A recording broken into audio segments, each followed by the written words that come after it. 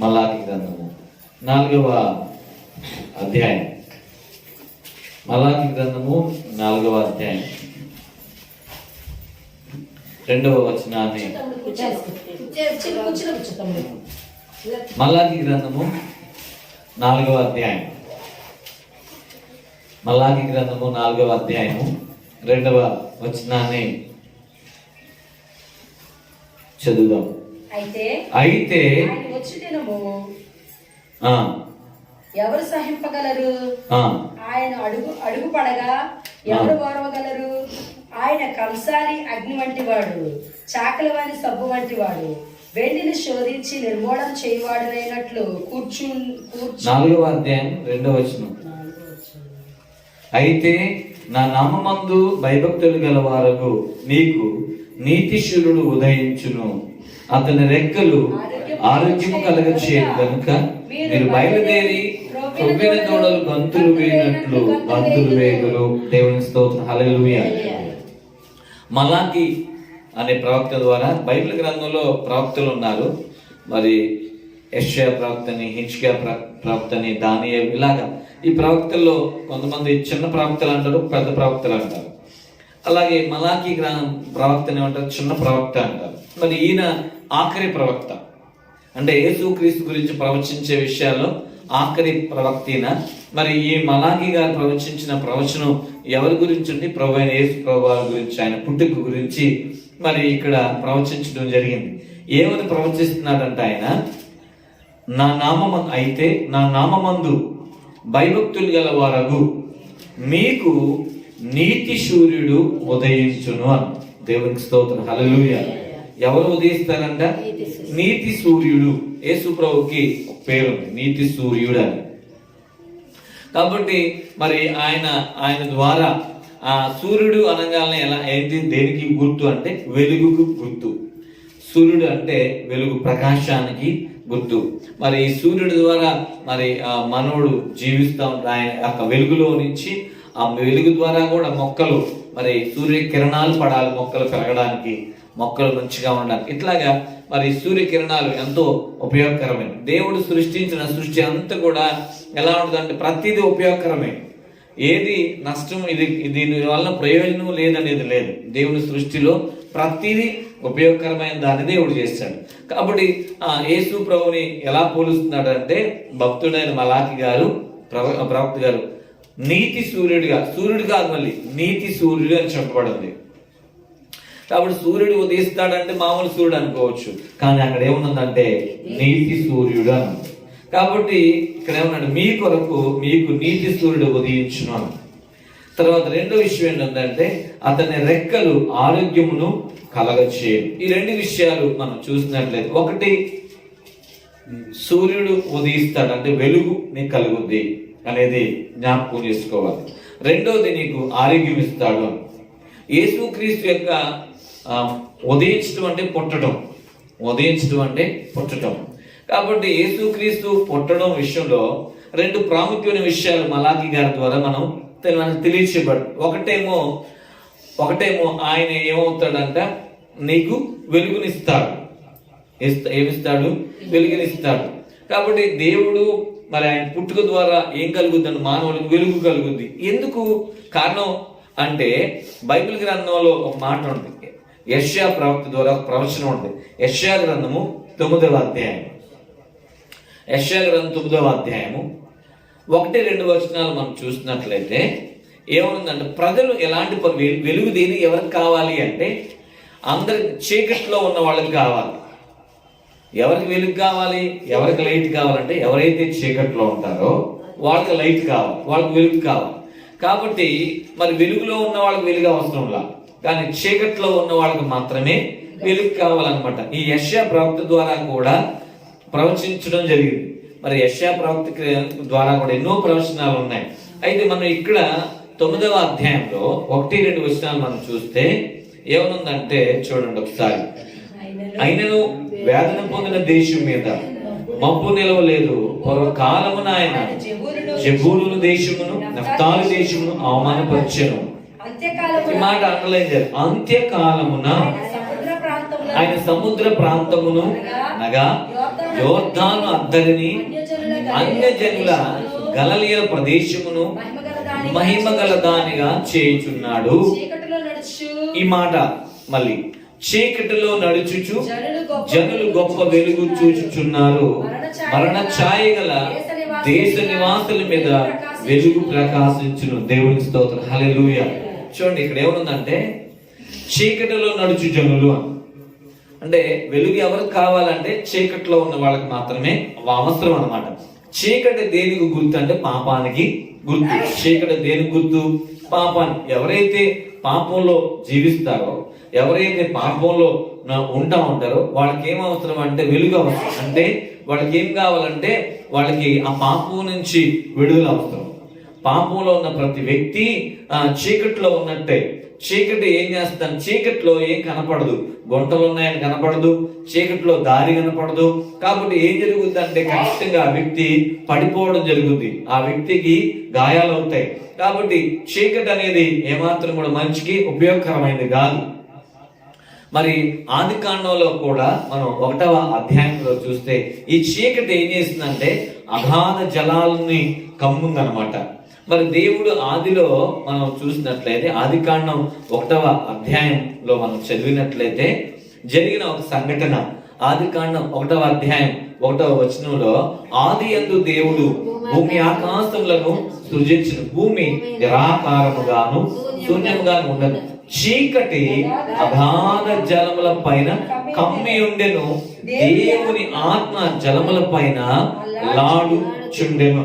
చూసారా, చీకటి ఎక్కడ ఉందో అక్కడ ఏమవసరం అంట? వెలుగు అవసరం.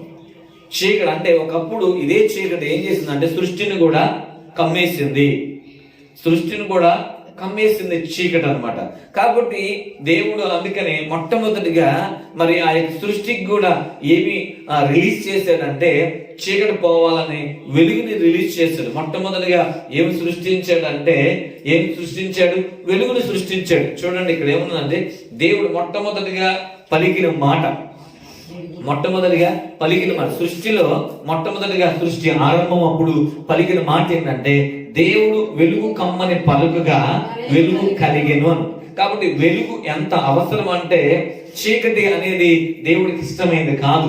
చీకటి అనేది సాతాను సాదృశ్యం. చీకటి దేనికంటే పాపానికి సాదృశ్యం. కాబట్టి ఖచ్చితంగా మన సృష్టికి వెలుగు కావాలి, మానవుడికి కూడా వెలుగు కావాలి. వెలుగు మనుషులు ఏం చేస్తుందంటే ఎలా నడిపిస్తుందంటే వెలుగు ఎప్పుడు కూడా మనుషులు మేలుకరంగా ఉంటది. వెలుగు మనుషుల్ని ఎలా నడిపిస్తుంది అంటే క్షేమకరమైన పరిస్థితుల్లోకి నడిపిస్తుంది అనమాట. అయితే వెలుగు దేనికి గుర్తు అంటే వాక్యానికి గుర్తు. వెలుగు దేనికి గుర్తు? వాక్యానికి గుర్తు అన్నమాట. మీరు ఆలోచన చేయాల్సిన విషయం అండి. ఈ యెషయా గ్రంథం 9వ అధ్యాయంలో మనం చదువుకున్న 2వ మాటలో ఏమిటంటే చీకటిలోను మరణఛాయలో కూర్చున్న వాళ్ళకి గొప్ప వెలుగు చూశారు. ఇది ప్రవచనం, యెషయా ప్రవక్తను. మరి సుమారుగా 700 సంవత్సరాల క్రితం ఉన్న ప్రవచనాన్ని ఎప్పుడు నెరవేర్చబడింది అంటే మత్తయి సువార్త 4వ అధ్యాయంలో నెరవేర్చబడింది. యేసు ప్రభువారు ఆయన జన్మించిన తర్వాత జరిగిన పరిస్థితి ఏంటంటే ఆయన ఎక్కడికి పెద్దవాడయ్యాడు. ఆయన బాప్తిసం తీసుకున్న తర్వాత జరిగిన విషయం చూడండి. అక్కడ మత్తయి సువార్త 3వ అధ్యాయం, మత్తయి సువార్త 3వ అధ్యాయంలో మనకు కనబడుతుంది మాట.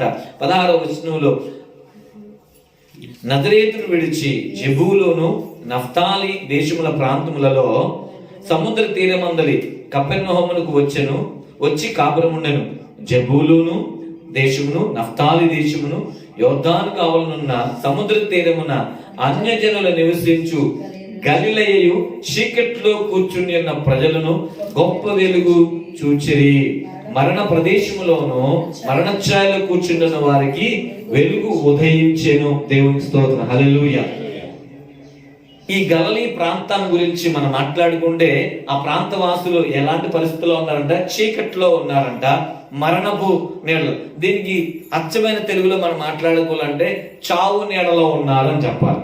ఎక్కడున్నారు వాళ్ళు? చావు నీడలో అన్నారు. అంటే ఎలాంటి పరిస్థితి అంటే పాపం ఎక్కడికి నడిపిస్తుంది? మనిషిని చావుకు నడిపిస్తుంది. ఏ చావు అంటే చూడండి, సహజంగా మనిషికి వచ్చే మరణం వేరు, కానీ నీ ఆత్మ నరకానికి వెళ్ళిపోయిందే ఆ మరణం వేరు. కాబట్టి మనిషికి 2 మరణాలు ఉన్నాయి. ఒకటి శరీర మరణము, రెండోది నీ ఆత్మ నరకానికి వెళ్ళే మరణం. కాబట్టి ఇప్పుడు ఈ గలిలీ ప్రాంత ప్రజలు ఏం చూశారంట? గొప్ప వెలుగు చూశారు. ఎవరి కారణంగా?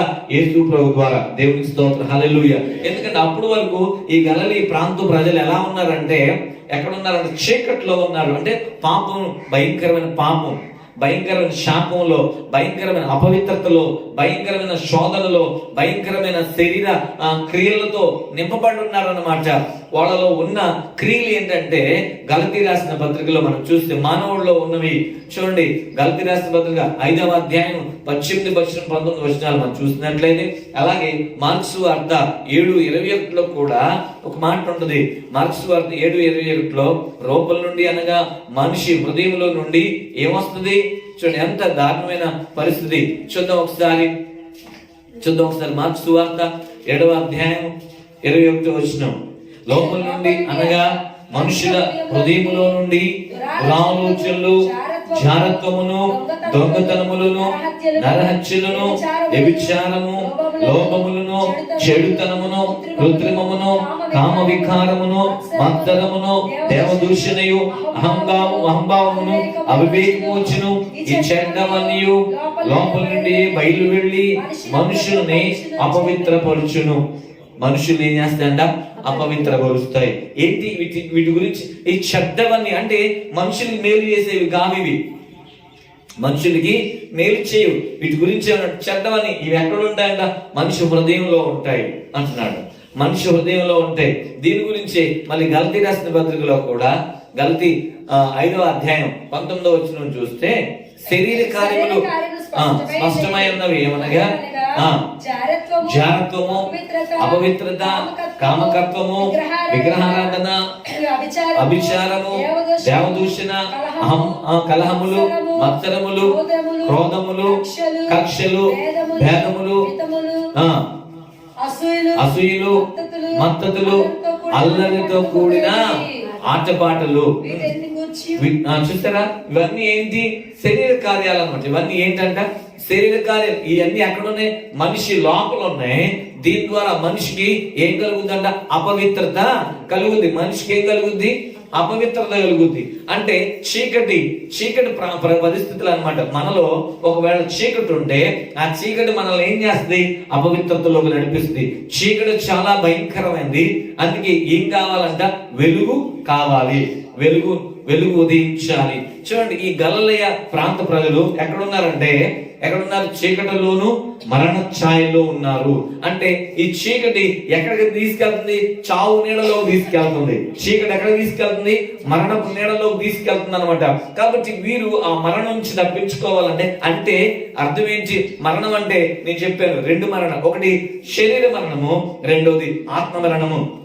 కాబట్టి శరీర మరణం సహజంగా ప్రతి ఒక్కరికి వస్తుంది. కానీ శరీర మరణం తప్పించుకోలేము, కానీ ఆత్మ మరణం తప్పించుకునే అవకాశం ఉంది. శరీరం మట్టి కాబట్టి ఎట్లాగైనా మట్టిలోకి వెళ్ళిపోవాల్సిందే. కానీ ఆత్మ మరణం ఉంది. ఇది ఎందుకంటే ఈ ఆత్మకి చావు యుగాలు ఏమవుతుందంటే, అయితే దేవుని రాజ్యంలో ఉండాలి, లేకపోతే నరకంలో ఉండాలి. కాబట్టి ఆ నరకంలో వేదనకరమైన పరిస్థితులు అనమాట. అదే దాన్ని ఏమన్నారంటే 2వ మరణం అన్న. ప్రకటన గ్రంథము 20వ అధ్యాయంలో మనం చూసినట్లయితే అక్కడ ఈ మాట రాయబడి ఉంది. 14వ వచనంలో, మరణమును, మృతుల లోకమును అగ్నిగుండంలో పడవేయబడును. ఈ అగ్నిగుండము 2వ మరణము. ఈ అగ్నిగుండం ఏంటంట? 2వ మరణం. కాబట్టి మానవుడు దేన్ని తప్పించబడాలి? ఇదిగో అగ్నిగుండమైన 2వ మరణం నుంచి తప్పించబడాలి. దానికి ఏం కావాలంటే, నువ్వు ఆ మరణపు నీడలో, ఆ చావులో నుంచి బయటికి రావాలి. కారణం నీకేం కావాలంటే, నీకేం అవసరం? ఆ చావులో నుంచి, ఆ యొక్క 2వ మరణమైన అగ్నిగుండంలో నుంచి నువ్వు బయటికి రావాలంటే నీకు అవసరమైనది ఒకటే, వెలుగు. దేవుని స్తోత్రం చెప్పండి. అందుకని ఏమన్నాడు? ప్రవచిస్తున్నాడు మలాకి గ్రంథాలు 4వ అధ్యాయం ఏమన్నాడంట? ఇదిగో మీకు నీతి సూర్యుడు ఉదయిస్తాడు. కాబట్టి ఆయన ద్వారా ఏం కలుగుతుంది? వెలుగు వస్తుంది. వెలుగు ఏం చేస్తుంది? మరణ ఛాయలో ఉన్న వారికి, అలాగే చీకట్లో ఉన్న వారికి వెలుగు ఉదయిస్తుంది. వెలుగు మనిషిని దేనికి తప్పిస్తుంది?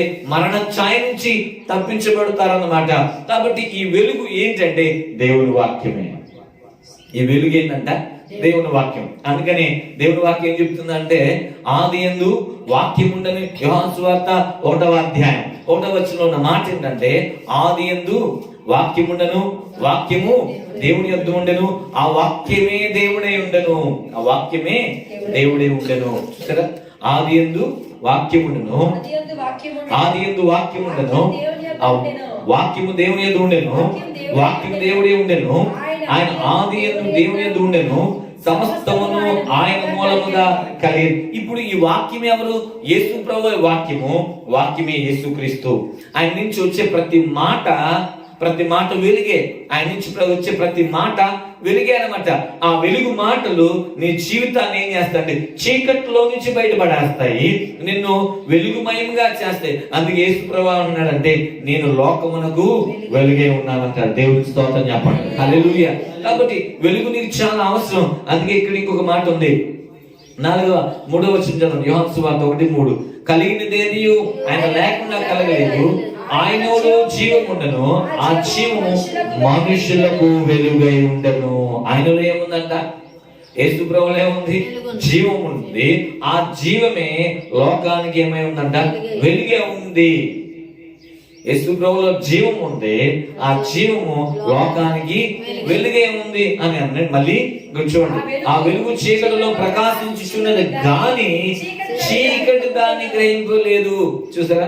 చీకటి దాన్ని గ్రహింపకుండెను అంటే చాలా మంది ఇక్కడ అర్థం ఏం చేసుకోవాలి? చాలా మంది ఏం గ్రహించట్లేదు, వెలుగుని గుర్తుపట్టలేకపోతున్నారు, వెలుగుని గమనించలేకపోతున్నారు. వెలుగుని గమనించలేక ఇంకా చీకటిలో ఉండడానికి మనుషులు ప్రయత్నం చేస్తున్నారు. వాళ్ళు ఉన్న చీకటిలోనే వాళ్ళు ఇదే మాకు వెలుగు, మాకు చాలు ఇది అనుకుంటున్నారు. కానీ నిజమైన వెలుగుని గుర్తించలేని పరిస్థితి ఉంది అన్నమాట. అర్థం చేసుకోవాల్సిన విషయం, అందుకనే గమనించాల్సిన విషయం అంటే దేవుడు లోకమునకు వెలుగే ఉంది. కాబట్టి ఈ వెలుగు మాటలు మనల్ని ఏం చేస్తాయంటే నిత్య జీవులకు నడిపిస్తాయి. అందుకనే చూడండి, 119వ కీర్తనలో 105వ చరణం ఏముందంటే, 119వ కీర్తన 105వ చరణం, నీ వాక్యము నా పాదములకు దీపము, నా త్రోవకు వెలుగై ఉంది. దేవునికి స్తోత్రం. హల్లెలూయా. అంటే వెలుగు దేనికి గుర్తు? వాక్యానికి గుర్తు. వెలుగు దేనికి గుర్తు అంట? వాక్యానికి గుర్తు. వెలుగు దేనికి గుర్తు అండి? వాక్యానికి గుర్తు. కాబట్టి ఖచ్చితంగా ఈ వాక్యం నిన్ను ఎక్కడ నడిపిస్తుంది? చీకట్లో నడిపించదు. అందుకన్నాడు, నీ వాక్యం నా పాదములకు దీపము, నా త్రోవకి ఎలా ఉంటుందంటే ఎప్పుడు నీ వాక్యం వెలుగుగానే ఉంటుంది. అంటే ఎప్పుడు ఈ వెలుగు ఏం చేస్తుంది? ఈ వాక్యం ఏం చేస్తుందండి? నేను ఎప్పటికీ చీకట్లో అంటే ఎప్పటికీ నిన్ను పాపంలో నడిపించదు అని అర్థం చేసుకోవాలి. కాబట్టి ఆలోచన, మరి నువ్వు పాపంలో నడవకుండా ఉండాలంటే ఈ వెలుగుని కలిగి ఉండాలి. నీ ఇంట్లో చీకటి లేకుండా ఉండాలంటే నువ్వు లైట్ తీసుకో. నీకు లైట్ అవసరం, లాంతర్ అవసరం, దీపం అవసరం. కాబట్టి మరి ఆ దీపంలో నువ్వు ఉంటే నువ్వు అన్ని చక్క పెట్టుకోగలుగుతావు. ఒకవేళ దీపం నీళ్ళ లేకపోతే అంత చీకటే. అందుకే ఒక మాట ఉంది, కన్ను ఎలాంటిదంట? కన్ను దీపం లాంటిది. కన్ను దీపం. నీ కన్ను దీపం అయితే ఇప్పుడు చూడండి, నీ యొక్క శరీరం అంతా వెలుగుమయంగా ఉంటుంది. కన్ను ఒకవేళ కన్ను చీకటిగా ఉన్నాను, గుడ్డివాడిగా ఉన్నాను, నువ్వు అంతా గుడ్డితనంగా ఉంటుంది. ఆలోచన చేయాల్సిన విషయం, ఇప్పుడు గమనించాల్సిన విషయం. అందుకే ఈ వాక్యమైన వెలుగు నీ హృదయంలో ఉండాలి. అందుకే మన వాక్యం వినటమే కాదు, చదవటమే కాదు, వాక్యాన్ని ధ్యానించాలి. ఈ వాక్యాన్ని హృదయంలో పెట్టుకోవాలి. విన్న వాక్యాన్ని, చదివే వాక్యాన్ని, ధ్యానించే వాక్యాన్ని ఎక్కడ హృదయంలో ఉండాలి. ఉండడమే కాదు, ఆ వాక్య ప్రకారంగా మనం నడుచుకోవాలి. ఎప్పుడైతే వాక్య ప్రకారం మనం నడుచుకుంటామో ఈ వాక్యం మనల్ని ఏం చేస్తుంది? నిత్య జీవంలోకి నడిపిస్తుంది. ఈ వాక్యం నేను వెలుగులో పాపంలో నడిపించదు. ఎందుకంటే వాక్యం ఎప్పుడు కూడా పాపం గురించి, పాపాన్ని హెచ్చరిస్తుంది. వాక్యం పాపాన్ని ఖండిస్తుంది. వాక్యం పాపంలో నుంచి నిన్ను తప్పించి వెలుగు మార్గంలో నడిపిస్తుంది. అందుకే నీకు ఏం అవసరం అంటే వాక్యమైన యేసు ప్రభువుకి అవసరం. దేవునికి స్తోత్రం. హల్లెలూయా. ఆయన మాటలు నీకు అవసరం. ఆ మాటలు నీ హృదయంలో ఎప్పుడైతే వస్తాయో ఆ మాటలు ధ్యానించి, ఆ మాటలు చదివి, ఆ మాటల ప్రకారం నడుచుకుని ఏ వ్యక్తి చెడిపోలేదు, ఏ వ్యక్తి పాడైపోలేదు. ప్రతి వ్యక్తి, చెడిపోయిన వ్యక్తులు బాగుపడ్డారు, తాగుబోతులు బాగుపడ్డారు, వ్యభిచారులు బాగుపడ్డారు, మోసగాళ్ళు బాగుపడ్డారు దేని ద్వారా అంటే దేవుని వాక్యమైన వెలుగు ద్వారా. దేవునికి స్తోత్రం, హల్లెలూయా. కాబట్టి ఎందుకంటే అప్పటి వరకు మనుషులు ఎట్లా ఉంటున్నారు? ప్రభు దగ్గర రానప్పుడు, ఒకప్పుడు నా జీవితంలో అంతే, యేసుక్రీస్తు దగ్గర రానప్పుడు, వెలుగులోకి రానప్పుడు నేను కూడా చీకట్లో జీవించాను. ఎందుకంటే నా యొక్క జీవితమే ఒక సాదృశ్యం. భయంకరమైన చీకట్లు అంటే పాపంలో జీవించాను. వ్యభిచారపు మనసు, వ్యభిచారపు ఆలోచనలు, దొంగతనం, మోసం, కామకత్వం, క్రోధం, ద్వేషం, అసూయలు, చాలా భయంకరమైన చెడ్డ జీవితం జీవించాను. ఎక్కడ సంతోషం లేదు, దేవుల్లో కూడా ఆనందం, వ్యభిచారంలో ఆనందం దొరకలా, మోసంలో ఆనందం దొరకలా, దొంగతనంలో ఆనందం దొరకలా, ఇంకా శరీర సంబంధమైన పనులు దేనిలో కూడా ఆనందం దొరకలా. కానీ చివరికి నేను ఆ జీవితం చీకట్లోనే కొనసాగేది. కానీ ఎక్కడ కూడా మనశ్శాంతి ఉండేది కాదు, సంతోషం ఉండేది కాదు, సమాధానం ఉండేది కాదు. ఎప్పుడైతే యేసు ప్రభు దగ్గరికి వచ్చానో, యేసుక్రీస్తుని నా స్వరక్షకుడు అంగీకరించి నా పాపాలన్నిటిలో ఒప్పుకున్నానో, ఆయన వాక్యం నన్ను ఏం చేసిందంటే వెలుగుగా చేసింది. దేవునికి స్తోత్రం, హల్లెలూయా. ఈ రోజు ఆ వాక్యాన్ని ప్రకటించడానికి ఆయన వాక్యమే నన్ను నిలబెట్టింది. ఆ వాక్యమే నన్ను వెలుగుమయంగా చేసి అనేకులకు వెలుగుగా చేయడానికి దేవుడు నాకు సహాయం చేస్తున్నాడు. అప్పుడు ఆలోచన చేయాలి, మనం ఆలోచన చేయాలి. అంత ఒకవేళ లేకపోతే నా జీవితం ఏమైపోయిందంటే, నేను చీకట్లో ఉండేవాడిని, చివరికి ఒకవేళ మరణం వస్తే చీకట్లో ఉండి చనిపోయేవాడిని. ఒక రోజు నేను మీకులాగా వాక్యం ఉంటున్నప్పుడు దేవుని వాక్యం నా దగ్గరికి వచ్చింది. ఏం తెలుసా? ఈ రోజు నువ్వు మరణిస్తే ఎక్కడికి వెళ్తావు? ప్రశ్న. ఎందుకని నేను పాపంలోనే ఉంటున్నాను, పాపంలో జీవిస్తున్నాను, నా జీవితం చీకట్లోనే ఉంది. ఒకవేళ నిజంగా నాకు మరణం వస్తే తప్పకుండా నేను ఎక్కడ ఉంటాను తెలుసా? నరకంలో ఉంటా. రెండవ మరణం ఖచ్చితంగా నాకు వచ్చి నేను నరకంలో ఉంటాను. కానీ ప్రభు యేసు ప్రభువు వారు నన్ను దర్శించి ఆయన మాట ద్వారా నన్ను సంధించాడు. ఆ మాటకి నేను లోబడిపోయాను, ఆ వాక్యానికి లోబడి నా పాపం నుంచి నేను బయటకు వచ్చాను. పాపాన్ని ఒప్పుకున్నాను, పాపాన్ని విడిచిపెట్టాను. కాబట్టి ప్రభు నన్ను వెలుగుమయంగా చేశాడు. నేను వెలిగాను, అనేకులు వెలిగించడానికి నన్ను నిలబెట్టాడు. ఈరోజు ప్రతి ఒక్కళ్ళు కూడా అంతే, మనం వెళ్ళగాలి, అనేకులు వెలిగించాలి. కాబట్టి మనం వెలిగే వారిగా ఉండాలి, కానీ చీకట్లో ఎప్పుడూ ఉండకూడదు. మనం చీకట్లో ఉంటే ఖచ్చితంగా ఇల్లు కూడా చీకటిగానే ఉంటుంది. నువ్వు చీకటిగా ఉన్నావా, నీ జీవితం చీకటే, కానీ నువ్వు వెలుగుగా ఉంటే అనేకులు వెలిగించగలుగుతావు. కాబట్టి ఇదే యేసు ప్రభువు వారి కోరిక. ఆయన అందుకనే ఆయన ఏమన్నాడంటే, ముందు ఆయన నేను లోకానికి వెలుగన్నాడు, తర్వాత ఏమన్నాడంటే మీరు లోకానికి వెలుగన్నాడు. దేవునికి స్తోత్రం, హల్లెలూయా. ఎందుకని ఆయన వెలుగు మనలో పెట్టినప్పుడు మనం కూడా ఎలా మారిపోతాం? వెలుగుగానే మారిపోతాం. మనలో ఇంకా చీకటి ఉండదు. ఆలోచన చేయాలి. కాబట్టి ఈరోజు అర్థం చేసుకోవాలి.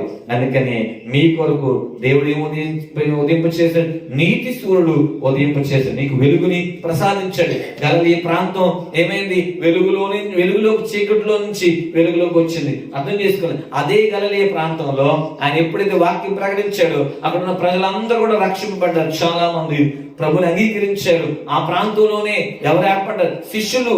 ఆ ప్రాంతంలో శిష్యుల్ని దేవుడు ఎన్నిక చేసుకున్నారు. పేతురు గారు గలిలయవాడే, యోహాను గారు. చూడండి, ఆలోచన చేయాలి, వీళ్ళందరూ గలిలయలే. వాళ్ళు చీకట్లో ఉన్నారు. ఒకప్పుడు యేసు ప్రభువు వారు ఆ ప్రాంతానికి వెళ్ళి ఎప్పుడైతే సువార్త ప్రకటించారో వాళ్ళందరూ చీకట్లోంచి వెలుగులోకి వచ్చి ఆయనకులాగా వెలుగుమయంగా మారారు. ఈరోజు ప్రపంచ దేశంలో సువార్త రావడానికి కారణం ఏంటంటే యేసు ప్రభువు వారు వారిని వెలిగిస్తే వారు ప్రపంచానికి వెలుగు తీసుకొచ్చారు. దేవునికి స్తోత్రం, హల్లెలూయా. ఆలోచన చేయండి. ఈరోజు యేసుక్రీస్తు శిష్యులు మన భారతదేశం తోమా గారు వచ్చారు. ఆయన వెలిగింపబడ్డాడు గలిలయ ప్రాంతంలో. మన భారతదేశానికి వచ్చి మనల్ని వెలిగించాడు. ఈరోజు ఆలోచన చేయాల్సిన విషయం. కాబట్టి నువ్వు వెలగాలి, అనేకుల్ని వెలిగించాడు. చీకట్లో ఉండకూడదు మనం. అదే రెండో విషయం ఏంటంటే ఆయన రెక్కల క్రింద ఏముందంట? నీకు ఆరోగ్యం ఉంటుంది. ఆయన రెక్కల క్రింద ఆరోగ్యం. అందుకని బైబిల్ వాక్యం చెప్తుంది, స్వస్థపరచు యెహోవాను నేనే అన్నాడు. ఒకటి నిన్ను వెలుగులోకి నడిపిస్తాడు, పాపం నుంచి విడిపించి. రెండోది నీకు ఆరోగ్యం ఇస్తాడు ఆయన. ప్రభువు ఆరోగ్యం ఇవ్వకపోతే మనకు ఆరోగ్యం ఎట్లా వస్తుంది?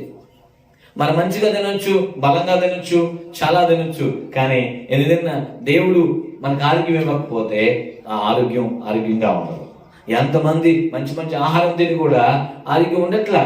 కాబట్టి ఏముందంటే ఆయన రెక్కల క్రింద ఏముంటదంటే నీకు ఆరోగ్యం ఉంటుంది అన్నారు. అదే మాట ఇంకా మనం చూస్తే ఆయన రెక్కలు నిన్ను ఏం చేస్తే నిన్ను కప్పుతాయి. 91వ కీర్తన మనం చదివినట్లయితే ఈ కీర్తన భాగంలో మాట్లాడుతాం. చూడండి, ఆయన రెక్కలు మనకేం చేస్తాయి? ఆయన రెక్కలు మనకి నీడనిస్తాయి, ఆయన రెక్కలు మనకు రక్షణ ఇస్తాయి, ఆయన రెక్కల ద్వారా మనకు సంరక్షణ కలుగుద్ది. కాబట్టి ఈరోజు మనం 9వ కీర్తన చూస్తే చూడండి, ఆయన తన రెక్కలతో నిన్ను కప్పును, ఆయన రెక్కల క్రింద నీకు ఆశ్రయము కలుగును. ఆయన రెక్కలు నీకు ఆరోగ్యమే కాదు, ఆయన రెక్కలు నీకు ఏమిస్తాయంట? నిన్ను కప్పుతాయి. ఆయన రెక్కలు నీకు ఆరోగ్యమే కాదు, ఆయన రెక్కలు నిన్ను కప్పుతాయి, ఆయన రెక్కలు నీకు ఆశ్రయంగా ఉంటాయి, రక్షణ కవచంగా ఉంటాయి. కాబట్టి ఆలోచన చేయాల్సిన విషయం. అందుకే మీ కొరకు నీతి సూర్యుడు ఉదయిస్తాడు, నీకు వెలుగునిస్తాడు, రెండోది నీకు ఆరోగ్యం ఇస్తాడు. అందుకనే ఒక మాట ఉంది, ఈ యొక్క గలిలీ ప్రాంత ప్రజలు ఎలాంటి పరిస్థితుల్లో ఉండేవాళ్ళు అంటే చాలా భయంకరమైన మరి ఆ చీకటి పరిస్థితులు, పాపాన్ని బట్టి రోగాలు వచ్చిన చాలా మంది ఉన్నారు. పాపాన్ని బట్టి ఏమొస్తాయండి? రోగాలు వస్తాయి. పాపాన్ని బట్టి రోగాలు వస్తాయి అన్నమాట. పాపం వల్ల వచ్చి జీవితం ఏంటంట? మరణమే. అలాగే పాపాలను బట్టి రోగాలు కూడా వస్తాయి, ఆ రోగం ద్వారా మరణం వస్తుంది. కాబట్టి ఆలోచన, ఎప్పుడైతే పాపం నుంచి విడుదల అవుతావో ఆ తర్వాత స్వస్థత కూడా నీకు దేవుడు ఇస్తాడు ఆయన. అందుకనే చూడండి, గలిలీ ప్రాంతం ఎంతో మంది దెయ్యాలు బట్టి వాళ్ళందరినీ ఏం చేశాడు తెలుసా? బాగు చేశాడు ఆయన. ఆ దెయ్యం పట్టిన వాళ్ళందరూ, ఆ ప్రాంతం అంతా కూడా, గలిలీ ప్రాంతం అంతా దెయ్యాలతో నింపబడేది. చాలా మంది ప్రజలు దెయ్యాలతో ఉండేవాడు అనమాట, దెయ్యాలతో పీడింపబడేవాడు. యేసు ప్రభు ఆ ప్రాంతానికి వెళ్ళారో లేదో ఆ ప్రాంత ప్రజలు దెయ్యాల నుంచి విడుదల పొందేవాడు అనమాట. ఆలోచన చేద్దాం. కాబట్టి గమనించాలి, యేసు ప్రభు గారు పాపం వల్ల ఖచ్చితంగా చాలా అనారోగ్యాలు వస్తాయి. యేసుప్రభు వారి దగ్గరికి మరి ఆయన ఆ యొక్క గలిలీ ప్రాంతంలోని మరి కపెర్నహూము ఉంది, ఆయనకు ఒక ఇల్లు ఉంది. అక్కడ పుట్టింది బెత్లెహేమైనా కానీ ఈయన ఎక్కువగా ఉంది ఎక్కడ నివాసం ఉన్నారంటే ఆ కపెర్నహూములో ఉన్నారన్నమాట. కపెర్నహూములో ఉన్నప్పుడు మత్తయి సువార్త 9వ అధ్యాయం మనం చూస్తే ఆ కపెర్నహూము ఇంట్లో ఉన్నారు ఆయన. మార్కు సువార్త 2వ అధ్యాయంలో కూడా మనకు కనపడదు కపెర్నహూములో యేసు ప్రభు వారు తన ఇంట్లో ఉన్నప్పుడు. అప్పుడు ఒక ఆయన్ని పక్షవాయు గల ఆయన్ని తీసుకొచ్చారు. మరి ఇంట్లో స్థలం లేకపోతే పైనుంచి దించారు. ఇంటికి పైకప్పు తీసి యేసు ప్రభు వారు ఎక్కడైతే కూర్చున్నారో అక్కడ దించారనమాట. ఈ యొక్క పక్షవాయు గలవాడు 2 చేతులు 2 కాళ్ళు పనిచేట్లా మరి అతన్ని 4 మోసుకొచ్చారు. లోపల స్థలం లేదంటే పైనుంచి దించారు. పైనుంచి దించినప్పుడు ఇంటి పైకప్పు ఎక్కి అతను యేసుక్రీస్తు 4 తాళ్ళు కట్టినట్టున్నారు, అక్కడ పట్టుకొని చక్కగా దించారు. దించినప్పుడు యేసుప్రభు వారు మొట్టమొదటిగా చెప్పిన మాట చూద్దాం ఒకసారి. 9వ అధ్యాయంలో మత్తయి సువార్తను చూస్తే అక్కడ ఒక మాట, మొట్టమొదటిగా యేసుక్రీస్తు పలికిన మాటను మనం చూసినట్లయితే అక్కడ ఒక మాట, మత్తయి సువార్త 9వ అధ్యాయం. మత్తయి సువార్త 9వ అధ్యాయం చూడండి ఒకసారి. మత్తయి సువార్త 9వ అధ్యాయం మొదటి వచనం చదువుతారు. తర్వాత ఆయన ధోని ఎక్కి సముద్రం దాచి ఆ పట్టణంలో ప్రవేశింపగా ఇదిగో జనులు పక్షవాయువుతో మంచు పట్టిన ఒకరిని ఆయన దగ్గర తీసుకుని వచ్చి, యేసు వారి విశ్వాసం చూచి, కుమారుడా ధైర్యంగా ఉండుము, నీ పాపములు క్షమింపబడి ఉన్నవి. దేవునికి స్తోత్రం, హల్లెలూయా. అతను ఎలా వచ్చాడు? రోగంతో వచ్చాడు, ఆయన పక్షవాతంతో వచ్చాడు. యేసు ప్రభు పలికిన మాట ఏమన్నా, నిన్ను స్వస్థపరిచారని చెప్పలా, ముందేమన్నాడు తెలుసా? ముందు ధైర్యంగా ఉండు, నీ పాపాలు ఏమైనా క్షమించబడ్డాయి, భయపడబాక. ఎందుకంటే పాపంలో ఉన్న వాడికి ఏముంటుంది? భయం ఉంటుంది. రోగంలో ఉన్నవాడికి భయం ఉంటుంది. అందుకు ముందుగా ఆయన ముందు ధైర్యం చెప్పేమన్నాడంటే, పాపాలు క్షమించబడిన తర్వాత రోగం బాగోపోయింది. వెంటనే అతనితో 2వ మాట 3వ మాట ఏం చెప్పాడంటే, నువ్వు లేచి నీ పరిపెత్తుకు లేచి నడమన్నాడు అంతే. ఆయన వెంటనే వాడు లేచి తన పరిపెత్తుకుని లేచి నడిచిపోయాడు అనమాట. ఆలోచన చేయాలి. అదే ఇంకొక చోట ఇంకొక మాట చెప్పి నేను ముగిస్తా. మనకు తెలుసు యోహాను సువార్త 5వ అధ్యాయంలో బెతెస్దా కోనేరు దగ్గర పక్షవాయు గలవాడు అతను కూడా ఒక వ్యక్తి ఉన్నాడు. 38 సంవత్సరాలు రోగి. ఒకడు 38 సంవత్సరాల నుంచి అక్కడే పడున్నాడు. ఇతను ఆ కోనేరులోకి వెళ్ళి బాగుపడడానికి పరిస్థితులు కూడా లేవు అతనికి, వెళ్ళలేకపోతున్నాడు. ఆలోచన 38 సంవత్సరాల నుంచి అదే వ్యాధితో ఉన్నాడు. అతను కూడా పడే ఉన్నాడు, అతను కూడా పడుకునే ఉన్నాడు. యేసుప్రభు అతని దగ్గరికి వెళ్ళాడు. వెంటనే అతను బాగు చేశాడు. అతనితో చెప్పిన మాట ఏంటి తెలుసా?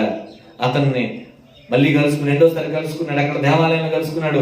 ఇతను ప్రభు స్వస్థపరచబడంగానే లేచి నడిచి వెళ్ళి దేవాలయం గంతులు వేస్తున్నాడు. ప్రభు వాళ్ళు అడుగుతారు, నేను ఎవరు బాగు చేశారంటే ఏమో అంటాడు ముందు. తర్వాత అతను చూసి ఏమంటాడంటే నువ్వు మరలా పాపం చేయబా, మరి ఎక్కువ కీడు కలగకుండా ఉండాలంటే నువ్వు మళ్ళీ పాపము చేయబాక అంటాడు. అంటే ఇతనికి కూడా రోగం ఎందుకు వచ్చింది? పాపాన్ని బట్టే. కొన్ని రోగాలు దేని బట్టి వస్తాయి? మనకి పాపాలను బట్టి వస్తాయి. అందుకే ముందు ఏం పోవాలి? పాపాలకు క్షమించబడాలి. పాపం క్షమించబడినప్పుడు ఖచ్చితంగా నీ రోగం ఆటోమేటిక్గా ఆయన స్వస్థపరుస్తాడు. ఆలోచన చేయాలి. మత్తయి సువార్త 9వ అధ్యాయంలో ఆ వ్యక్తితోనేమో నీ పాపాలు క్షమించబడ్డాయి, నువ్వు నీ పరిపెత్తుకు లేచినాడు అన్నాడు. ఇక్కడ యోహాను సువార్త 5వ అధ్యాయంలోనేమో అతను కూడా బాగు చేశాడు. అయితే ఈ రెండింటికి ఏంటి అంటే ఒకటే చెప్పాడు, పాపం. అక్కడ పాపం చెప్పాడు, ఇక్కడ పాపం అన్నాడు. మరి కీడు కలగకుండా ఉండాలంటే ఏం చేయకూడదు? పాపం వల్ల రోగాలు వస్తాయి అని యేసు ప్రభువే తన రెక్కల ద్వారా నీకేం కలుగుద్ది అన్నాడంటే, అంటే ఆయన హస్తం ద్వారా నీకు స్వస్థత. ఆయన హస్తం ద్వారా నీకు స్వస్థత. ముందు నీ పాపాలు ఒప్పుకోవాలి, నీ పాపాల నుంచి నువ్వు విడుదల పొందాలి. ఖచ్చితంగా ప్రభు నిన్ను స్వస్థపరుస్తాడు. కాబట్టి మలాకి గ్రంథం 4వ అధ్యాయం 2వ వచనంలో మీకు నీతి సూర్యుడు ఉదయించును, ఆయన రెక్కల క్రింద నీకు ఆరోగ్యము కలుగును. ప్రభు ఈ మాటలు దీవించునుగా.